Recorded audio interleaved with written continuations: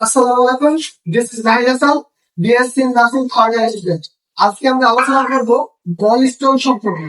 মানে আমাদের যে পিত্তথলি আছে, এই পিত্তথলিতে পাথর কেন হয় এবং কাদের বেশি হয়, এই বিষয়ে আমরা আলোচনা করব। অবশ্যই আজকের ক্লাসটি আপনারা অনেক বেশি মজা পাবেন এবং আশা করি যারা নার্সিং স্টুডেন্ট আছেন যদি আজকের ভিডিওটা দেখেন তাহলে কোনোদিন এই বিষয়ে বলবেন না। তো আজকে কিন্তু আমরা শুরু করি। শুরু করার আগে আমরা পিত্তথলি সম্পর্কে সাধারণ ধারণা থেকে, এটা হচ্ছে আমাদের লিভার। আমাদের যে লিভার আছে, লিভার এবং লিভারের সাথে সম্পৃক্ত থাকে পিত্তথলি। আর এই পিত্তথলি যা 6 থেকে 7 সেন্টিমিটার পর্যন্ত লম্বা হতে পারে এবং এর ভিতরে 50 ml পর্যন্ত কিন্তু থাকতে পারে। এখন আমরা পিত্তথলিতে পাথর কেন হয় সে বিষয়ে আলোচনা করবো। পিত্তথলিতে পাথর কেন হয় এটা এখন পর্যন্ত সঠিক ভাবে আবিষ্কৃত হয়নি, তবে অনেকগুলো গবেষণা আছে যে কেন পিত্তথলিতে পাথর হয়। গবেষণার উপর ভিত্তি করে মূলত 3 কারণে পিত্তথলিতে পাথর হয়। প্রথমত, পিত্তথলিতে পাথর হওয়ার জন্য একটু বেশি ঠান্ডা জেনে নিই। মনে করেন এটা পিত্তথলি। পিত্তথলির ভিতরে 90% উপাদান হচ্ছে, পিত্তথলির ভিতরে 90% উপাদান হচ্ছে তরল পদার্থ এবং 10% উপাদান হচ্ছে কঠিন পদার্থ। এই 10% কঠিন পদার্থের ভিতরে সোডিয়াম, পটাশিয়াম, ক্লোরাইড, বাইলের সহ কোলেস্টেরল সহ বিভিন্ন উপাদান আছে।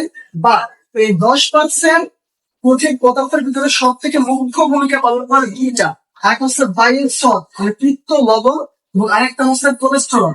এই সম্পূর্ণ পিত্তথলির ভিতরে এই বাইল সল্ট এবং কোলেস্টেরল এর অনুপাত থাকে হচ্ছে 4:1।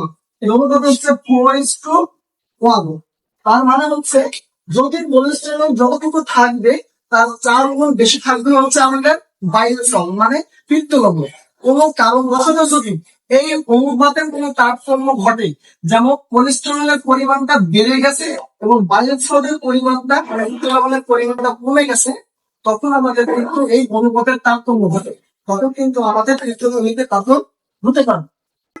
আমরা কোলেস্টেরল এবং বাইল সল্ট সম্পর্কে জানলাম দুইটা কারণ। কোনো কারণবশত যদি আমাদের কোলেস্টেরলের পরিমাণটা বেড়ে যায় এবং পিত্তলবণের পরিমাণটা কমে যায়, তখন কিন্তু আমাদের কোলেস্টেরলটা কি হয়, পিত্তথলির নিচে তার তলায় আকারে জমতে থাকে, যা পরবর্তীতে পিত্তথলির পাথরে রূপান্তরিত হয়ে যেতে পারে। ঠিক আছে, এটা হচ্ছে কোলেস্টেরল। দুইটা কারণ, 1 নম্বর কোলেস্টেরল বেড়ে গেলে, 2 নম্বর হচ্ছে বাইল সল্ট মানে পিত্তলবণ কমে গেলে, তখন আমাদের কোলেস্টেরল এই অনুপাতের তারতম্য ঘটে, এই কারণে আমাদের পিত্তথলিতে পাথর হয়। 3 নম্বর কজ হচ্ছে আমাদের কেন হয়, আমরা যখন অতিরিক্ত পরিমাণে তৈলাক্ত খাবার খাই, যেমন বিরিয়ানি বা চিকেন ফ্রাই জাতীয় যখন বেশি পরিমাণে খাবার খাই, যখন খাবারটা আমাদের পাকস্থলীতে পৌঁছায়, পাকস্থলীতে পৌঁছানোর পরে এই পিত্তথলির কাছে একটা সিগন্যাল পাঠায়, তখন এই পিত্তথলি কন্ট্রাকশন বা সংকুচিত হয়ে পিত্ত নালীর মাধ্যমে খাদ্য নালীতে পিত্ত পাঠায়। এটা আমাদের হজম হতে সাহায্য করে। কোন কারণবশত যদি এই পিত্তথলি তাদের ফাংশনে ব্যাঘাত ঘটে বা পিত্তথলি যখন কন্ট্রাকশন করতে বা সংকুচিত হতে না পারে, তখন কিন্তু পিত্তটা তখন আর খাদ্য নালীতে পাঠাইতে পারে না। তখন কিন্তু এই পিত্তথলির ভিতরেই আমাদের এই পিত্তটা জমতে থাকে, তলা নিয়ে আসে, তখন কিন্তু আমরা সেটাকে পিত্তথলিতে পাথরে রূপান্তরিত হয়ে যায়। এতক্ষণ ধরে আমি যেগুলো আলোচনা করলাম যে বাইল সল্ট কমে গেলে, কোলেস্টেরল বেড়ে গেলে এবং যে পিত্তথলির ফাংশন ভালোভাবে কাজ না করলে যে স্টোনটা হয়, এগুলো কিন্তু সম্পূর্ণ হচ্ছে আমাদের কোলেস্টেরল স্টোন। আরেকটা জিনিস আমি জানিয়ে রাখি যে পিত্তথলিতে পাথর হয় কিন্তু আমাদের 3 ধরনের। একটা হচ্ছে কোলেস্টেরল স্টোন, 2 পিগমেন্ট স্টোন, 3 হচ্ছে মিক্সড স্টোন।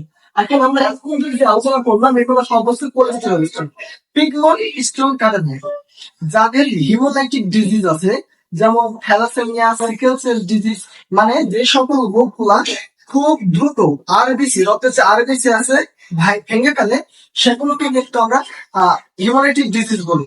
এই হিমোলাইটিক ডিজিজ যখন হয় বা থ্যালাসেমিয়া আরবিসি যখন সেল ভাঙে, তখন কিন্তু ওই আরবিসি ভাঙার ফলে বিলিরুবিন নামক এক ধরনের রঞ্জক পদার্থ বের হয়, যেটা আমাদের লিভারে আসে এবং লিভার থেকে পরবর্তীতে সেটা এই পিত্তথলিতে জমা হয় এবং পরবর্তীতে সেটা আমাদের কিন্তু হচ্ছে পাথর আকারে রূপান্তরিত হয়, এটাকে বলা হয় পিগমেন্ট স্টোন।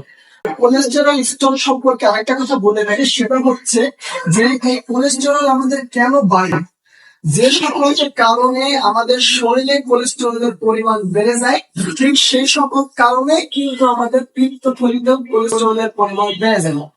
যেমন কায়িক পরিশ্রম না করা, অতিরিক্ত পর্যাপ্ত পরিমাণ খাবার খাওয়া, সেডেন্টারি লাইফস্টাইল ইত্যাদি। তাছাড়া এটা বয়সের ক্ষেত্রেও কিন্তু হয়, যত বয়স বাড়তে থাকে কোলেস্টেরলের পরিমাণও কিন্তু আমাদের শরীরে বাড়তে থাকে। এবার আরেকটা কথা বলি যে কাদের বেশি হয়, এটা কিন্তু পুরুষের তুলনায় মহিলাদের অবশ্যই বেশি হয়। মহিলা এবং পুরুষদের অনুপাত হচ্ছে এটা কিন্তু আমাদের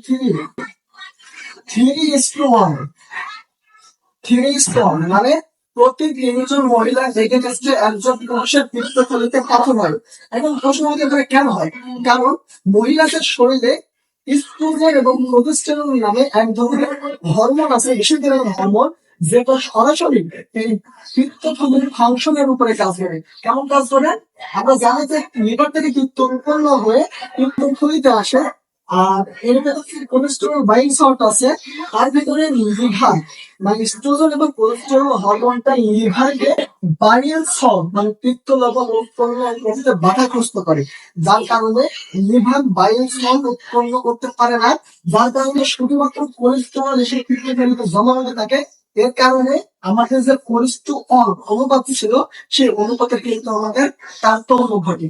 তার মানে কি, আমাদের পিত্তথলির ভিতরে যে কোলেস্টেরল পরিমাণটা বেড়ে যাচ্ছে এবং বাইরের সল্ট মানে পিত্ত লবণের পরিমাণটা কমে যাচ্ছে। ওই ইস্ট্রোজেন এবং কোলেস্টেরল হরমোন লিভারের উপরে যে কাজ করছে, যে মানে পিত্ত লবণ উৎপন্ন করতে পারতেছে না, তার কারণ হচ্ছে আমাদের এখানে কোলেস্টেরল পরিমাণটা বেড়ে যাচ্ছে এবং কোলেস্টেরলটা প্রিসিপিটেটিং হয়ে বা কলার আকারে জমতে জমতে আমাদের কোলেস্টেরল মানে সরি গলব্লাডারে পাথর হয়, সেটাকে আমরা হচ্ছে গলব্লাডার স্টোন বা গল স্টোন বলে থাকি। আজকের ভিডিওটা এখানে শেষ। নেক্সট ভিডিওতে দেখাবো।